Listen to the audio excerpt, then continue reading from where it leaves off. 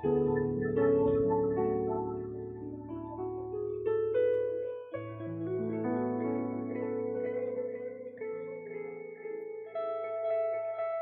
a Cristo Jesús.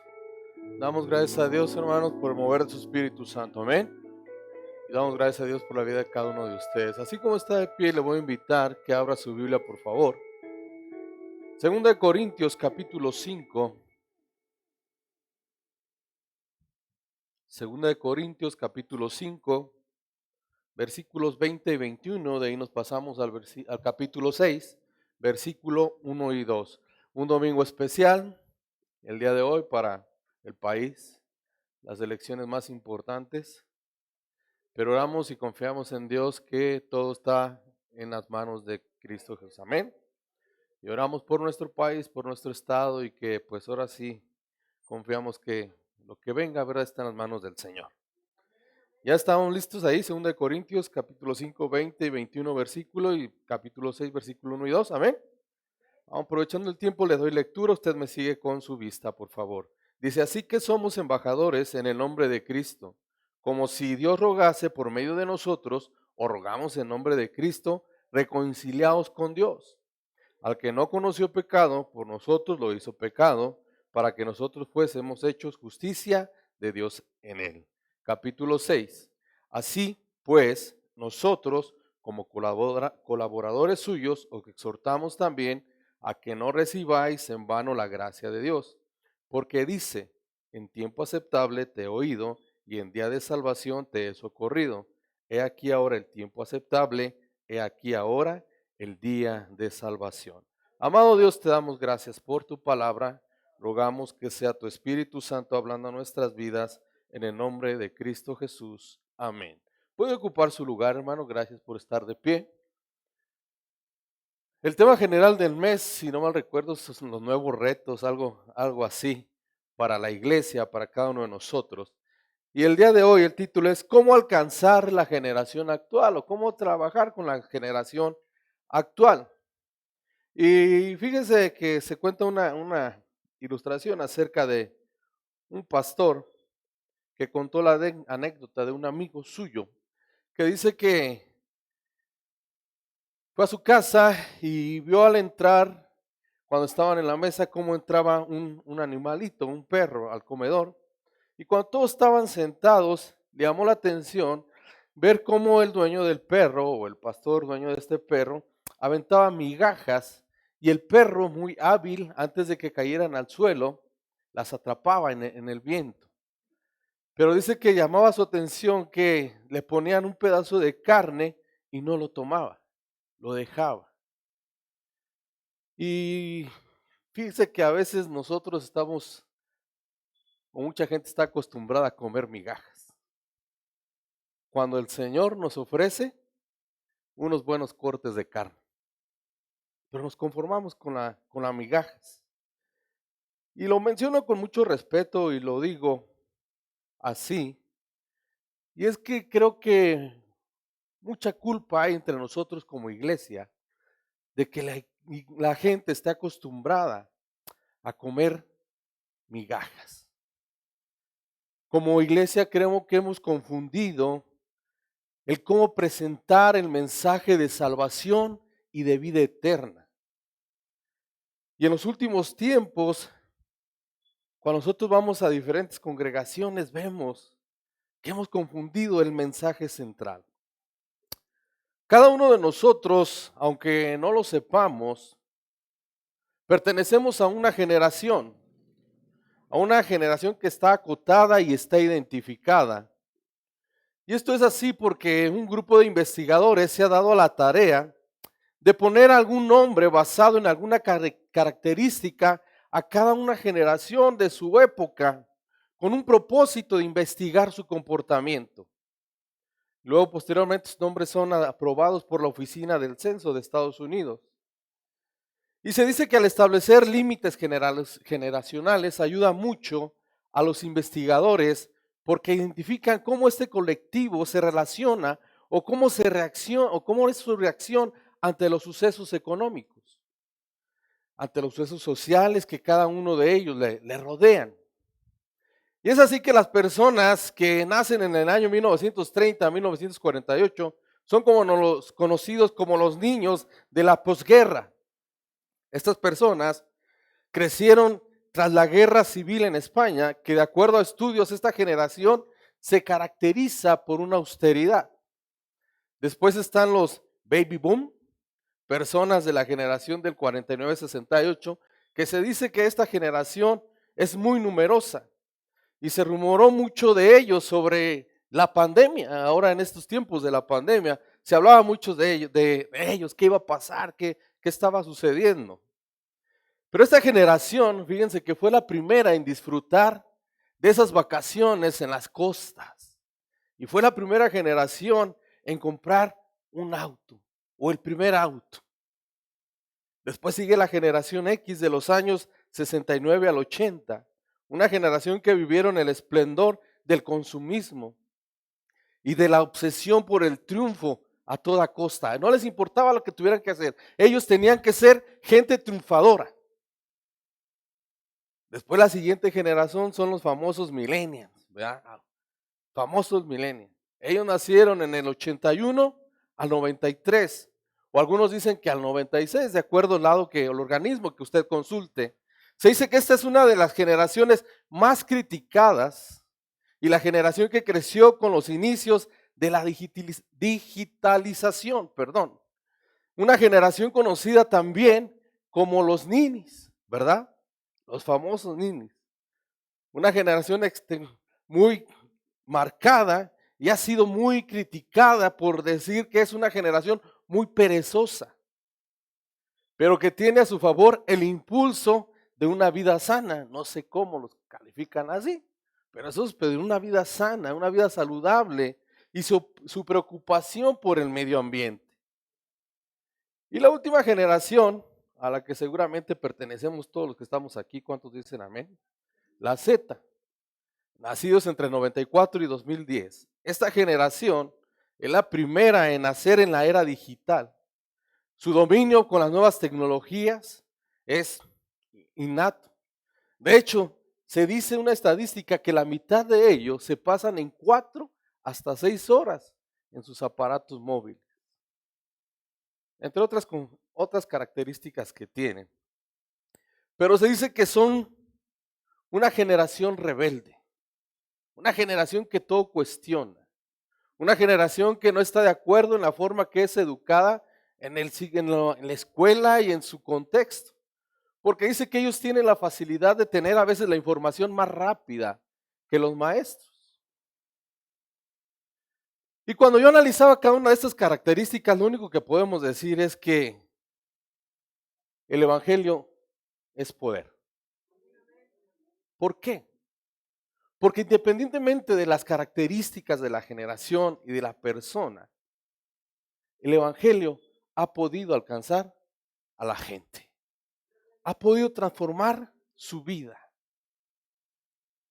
Y la realidad es que la iglesia o el hombre ha tenido sus problemas para presentar el evangelio a cada una de estas generaciones. En su tiempo, ¿cómo alcanzar a esta generación? ¿Cómo alcanzar a estos jóvenes, a esta gente? Siempre la iglesia ha presentado esa dificultad, pero la palabra del Señor se cumple y llega a la vida del hombre. Cuando nosotros revisamos el contexto de nuestra base bíblica, nos encontramos que el apóstol parece encontrarse en una dificultad así con la generación ahí en la iglesia de Corinto. El apóstol ya había platicado con ellos, ya había hablado con ellos, ya les había escrito algunas cartas. Pero parece que la gente que después de haber recibido el mensaje, lo empieza a olvidar y lo empieza a dejar de lado. No le daba el valor, no le daba la importancia al evangelio, a lo que habían recibido. Aquellas palabras que habían tocado su vida, su corazón, para ellos ya no eran tan importantes. Y podemos recordar que en el contexto que ellos vivían había falsos maestros, había falsas enseñanzas.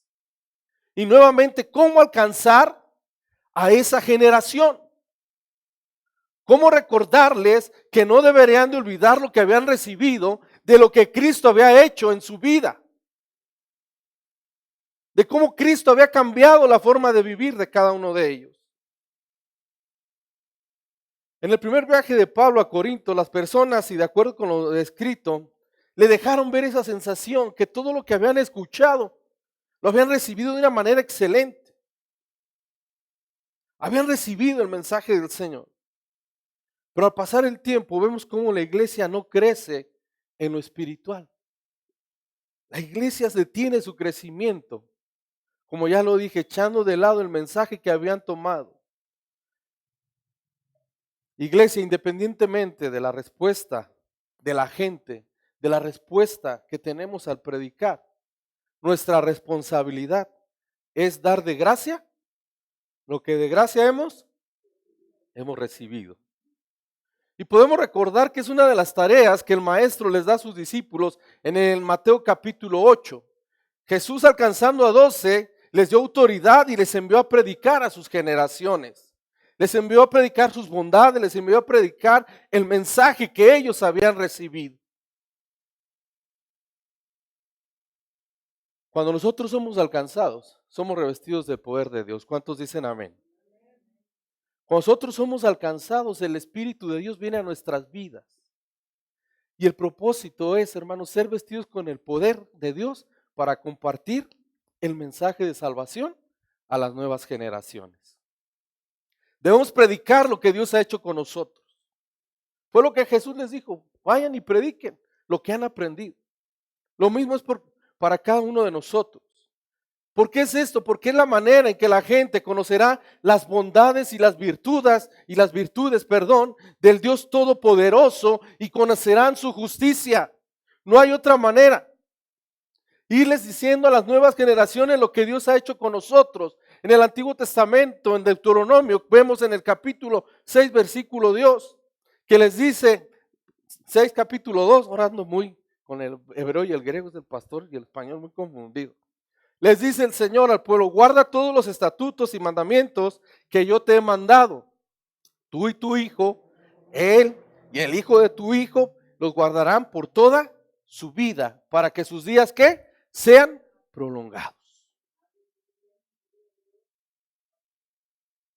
El propósito de esa orden, hermano, era porque el pueblo entraría a una tierra que el Señor le había prometido a Abraham. Y cuando ellos llegaran a ese lugar, el lugar donde ellos iban a estar, la gente adoraba a muchos dioses. Pero ellos tenían que tener en su mente, en su corazón, y recordar que toda su alabanza, que toda su adoración era para aquel Dios que había sacado a sus padres y a la generación pasada de la esclavitud de Egipto. Y que ellos no olvidaran que fue aquel mismo Dios que abrió el mar rojo. Que ellos no olvidaran que fue aquel Dios que les daba de maná todos los días. Que no olvidaran que había sido el Dios que de la roca les dio agua para beber. Ahora en el Nuevo Testamento, ¿verdad? Vemos que Pablo les dice a la iglesia: no dejen a un lado, hablen el mensaje de la palabra de Dios, recuerden lo que el Señor ha hecho, platiquen en las nuevas generaciones. Porque hay un tiempo aceptable y hay un tiempo agradable, y ese tiempo es hoy. Es hoy. Así se lo está dando a saber. Hoy nosotros tenemos la oportunidad de predicar el mensaje de salvación en una paz, en una tranquilidad. Hoy tenemos la oportunidad, como lo hemos visto, de tener en el sistema michoacano un programa de presentar el Evangelio de Dios. El tiempo es hoy. Es tiempo de predicar y alcanzar a las generaciones. Cada tiempo, cada generación tiene sus propias luchas. La iglesia tiene su propia lucha generacional hoy. Y bien lo describe el tesorero nacional de nuestro concilio en su libro No te conformes a este siglo. Él describe lo siguiente: la lucha hoy es múltiple, va desde el campo teológico al moral, al educativo, las influencias de los gobiernos, los medios y las poderosas redes sociales, tratando de conformar a la iglesia a su molde y a su pensamiento. Pero debe de hacer que salga un grito de guerra de los escuadrones de Cristo. Esto debe hacer que salga un grito de guerra de los escuadrones de Cristo. Y este grito es: no os conforméis a este siglo. Iglesia, no confundamos los tiempos. No dejemos de lado lo que hemos recibido de gracia, porque nuestra obligación con las generaciones nuevas es predicar el verdadero mensaje de salvación. Es predicar la verdad de la palabra. Hoy es tiempo porque hay esa libertad. Hoy podemos salir todavía a las plazas. Hoy todavía se puede parar en la esquina y presentar el mensaje. No confundamos a las nuevas generaciones. Ellos no necesitan una iglesia donde el altar esté lleno de luces. Ellos no necesitan luces de colores. Ellos no necesitan de humo seco o de hielo o aquí de humo. Como tampoco necesitan un culto con la mejor banda de música que esté de moda. Ellos tampoco necesitan una cafetería dentro de la iglesia. Ellos no necesitan eso. Nos hemos confundido. Y creo en lo personal que cada una de estas acciones nos han llevado a alejar a nuestras generaciones del verdadero conocimiento de Cristo Jesús y su amor por ellos en la cruz del Calvario. Lo que ellos necesitan, iglesia, lo que ellos necesitan, hermanos, es escuchar sobre la verdadera lealtad al reino de Dios. Es lo que ellos necesitan. Ellos necesitan escuchar cómo puede encontrar salvación hoy su amigo que trae una bandera de arcoíris. ¿Cómo se puede salvar su amiga que es lesbiana?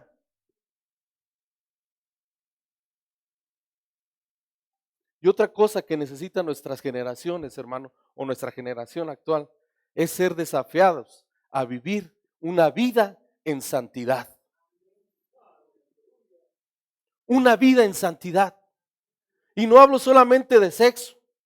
Hablo de cómo llevar el mensaje de salvación al necesitado, cómo llevar el mensaje de salvación a aquel que está en las drogas, cómo llevar el mensaje de salvación a aquel que está atado por el alcoholismo, a aquel que está atado por la drogadicción.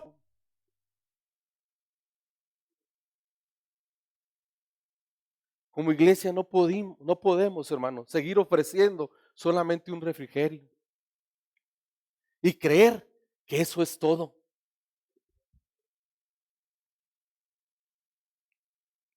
A veces ofrecemos el refrigerio y nos retiramos y bueno, pues ya aquí les presentamos. A ver qué pasa, a ver cómo actúan, a ver qué hacen. Nuestras generaciones, hermanos, se van de la iglesia, no porque no encuentren cosas de moda. Las generaciones se van de las iglesias porque no encuentran a Cristo Jesús ahí. Porque no encuentran a Cristo en su vida. Y sin duda vemos que a través de las generaciones es la necesidad del hombre. Un encuentro con Cristo, su Creador y Salvador. Iglesia, a lo largo de la vida y de la necesidad que tiene el hombre más profunda en su corazón, independientemente si es generación Z, X, Y, J, F, lo que sea. Ellos lo que necesitan es recibir el mensaje de poder, el mensaje de salvación. ¿Realmente hemos confundido el mensaje que hemos transmitido? ¿O cómo es el mensaje que debemos de transmitir? Hay muchas cosas que pudiera abarcar yo de cómo alcanzar a nuevas generaciones. El tiempo no nos lo da y aquí me están marcando el reloj. Pero sí quiero tocar 3 puntos rápidos, hermanos, que nuestras generaciones deben saber.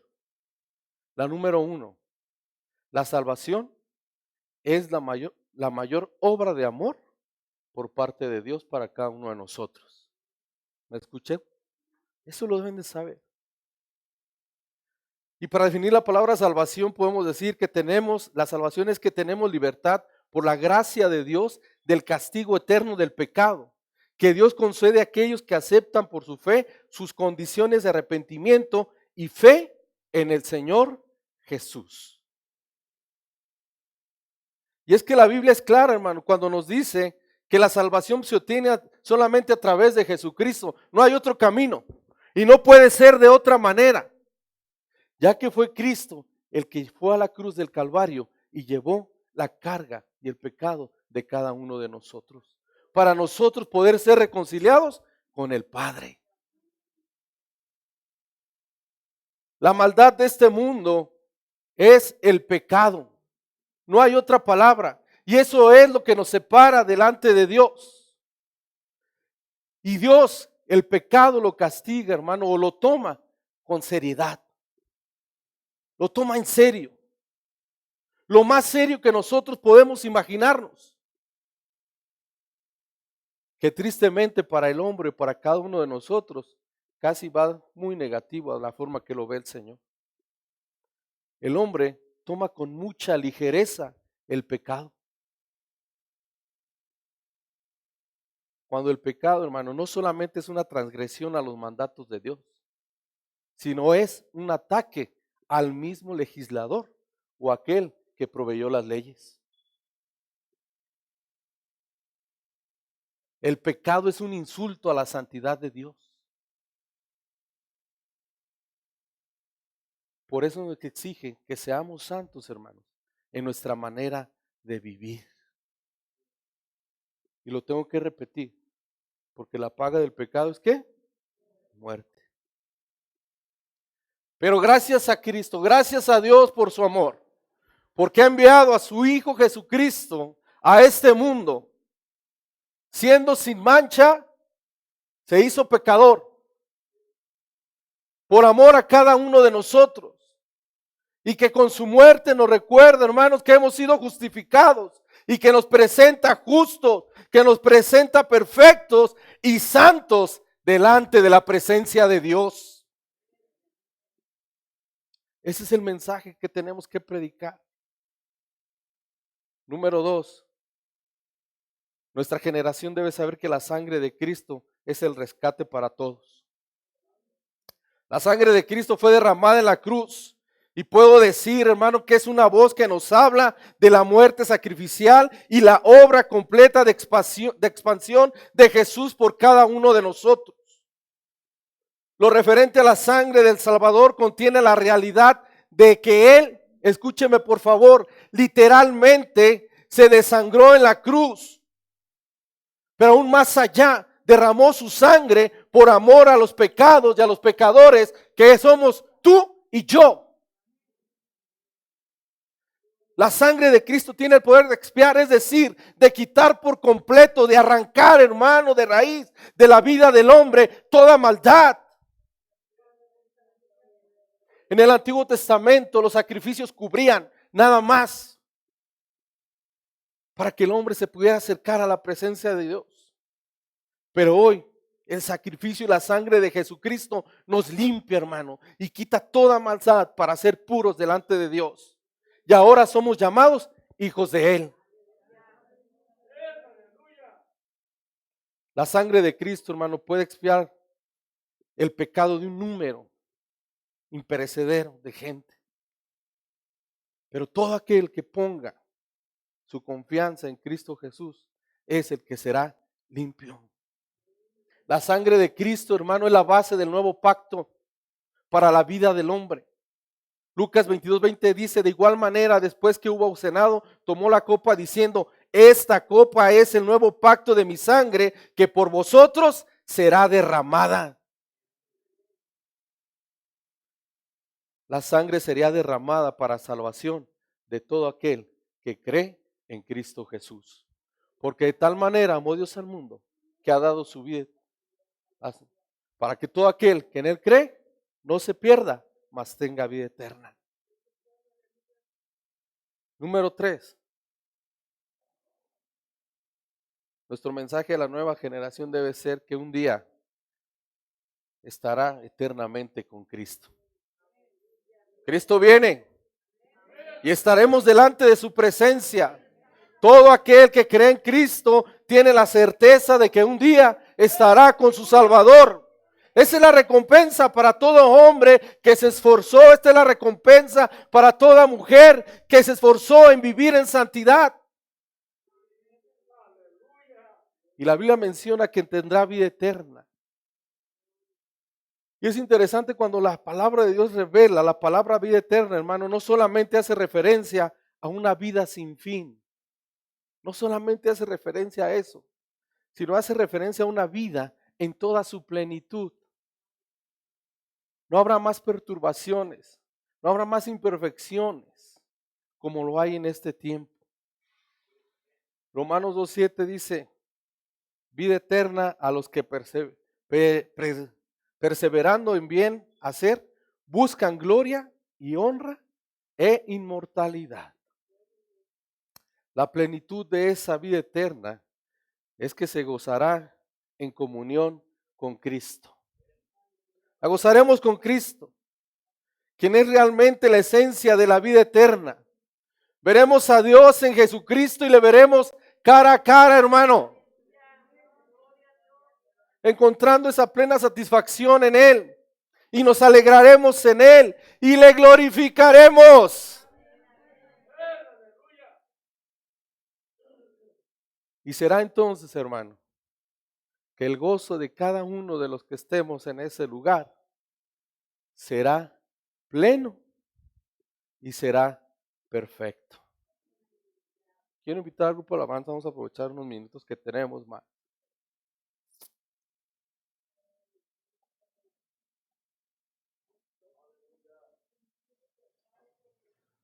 ¿Habrá algo más que podrá satisfacer la necesidad de las generaciones? No, no lo hay. Solo me imagino. No lo hay. Lo que cada generación necesita es saber la verdad que es Cristo Jesús. Y saber, hermano, que no hay otro nombre en el que se pueda ser salvo. Pero que también una vida sin santidad no agrada al Señor. ¿Me escuchó? Una vida sin santidad no agrada al Señor. Porque sin santidad, ya lo dijimos, nadie le verá. Iglesia, recuerda que para ganar nuestra generación, ellos necesitan saber que la salvación es el mayor o la mayor obra de amor por parte de Dios. 2, que la sangre de Cristo es el rescate de todos. Y que número 3, un día estaremos eternamente delante de nuestro Dios. ¿Por qué no se pone de pie y empieza a orar por su generación? Empieza a orar por sus hijos, empieza a orar por sus nietos, y que ellos un día puedan entender esta grandeza de estar delante de la presencia de Dios. Solo me imagino. Cierre sus ojos mientras ellos cantan. Veré. Y se va a dar cuenta, hermano, lo glorioso que va a ser de estar delante de la presencia de Dios. Solo me imagino. Pero necesitamos que nuestra generación, necesitamos que nuestros hijos, necesitamos que nuestros jóvenes, necesitamos que nuestros niños conozcan el verdadero mensaje de la salvación. Que conozcas que en Cristo es el camino, la verdad y la vida. Que nadie llega al Padre si no es por Él. Te adoramos, Señor Jesús. ¿Cómo será, Señor? ¿Cómo será, Señor, ese día? Aleluya, o siquiera podré hablar. Te adoramos, Señor. Necesitamos alcanzar nuestras generaciones. Solo me imagino. Necesitamos alcanzar, Señor, nuestras generaciones. Que el día venga y me encuentre Te adoramos, Señor. Solo me imagino. ¿Cómo será, Señor? Lo único que haré será por siempre adorarte a ti. Sí, Señor. Solo me imagino. Te adoramos, Solo me Señor Jesús.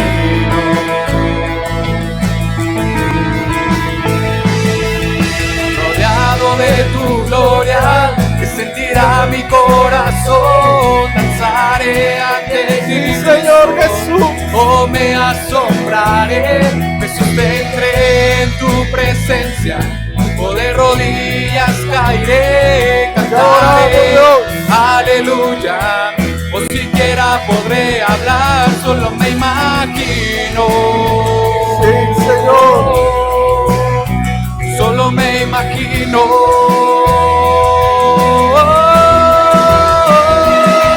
Rodeado de tu gloria, se sentirá mi corazón. Danzaré ante ti, Cristo. Oh, me asombraré, me sostendré en tu presencia.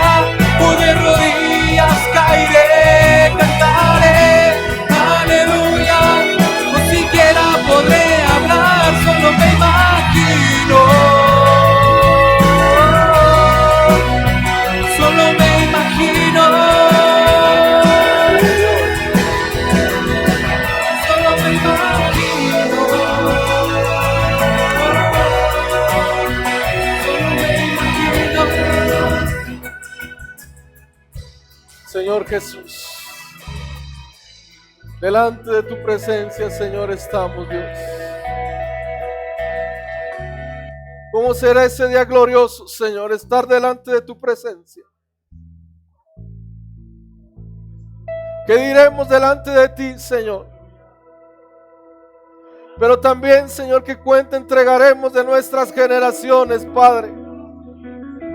¿Qué mensaje les dimos, Señor? ¿Cómo presentamos, Señor, tu palabra, Padre Celestial, a cada uno de ellos, Señor? Ayúdanos, Señor Jesús. Ayúdanos, poderoso Dios, a alcanzar a nuestras generaciones, Señor, con esa palabra de verdad, Señor Jesús, que atraviesa la vida del hombre como una espada de doble filo, Señor.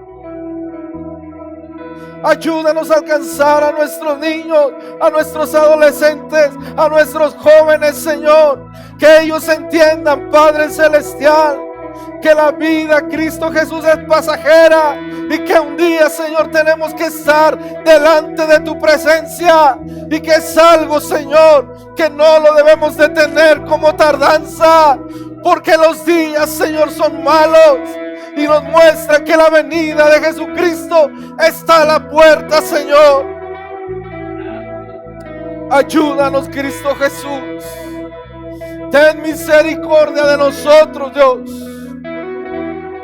Ten misericordia de cada uno de nosotros, Cristo. Ayúdanos, Espíritu Santo.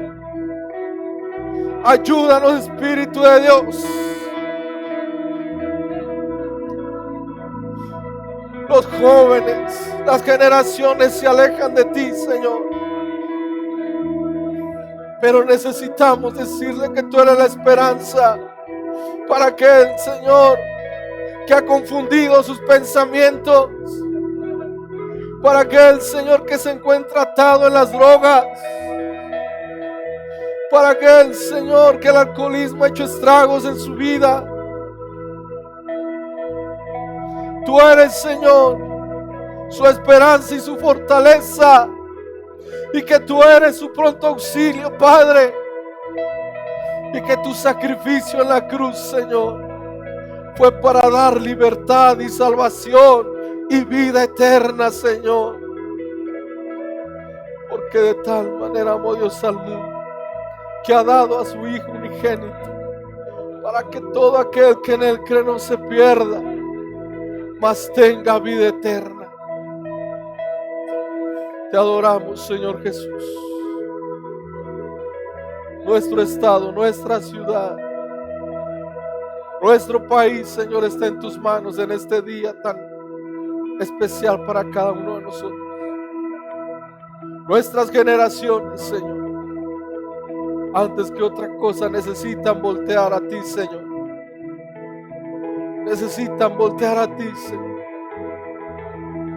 No es un gobierno, no es una asociación, Señor.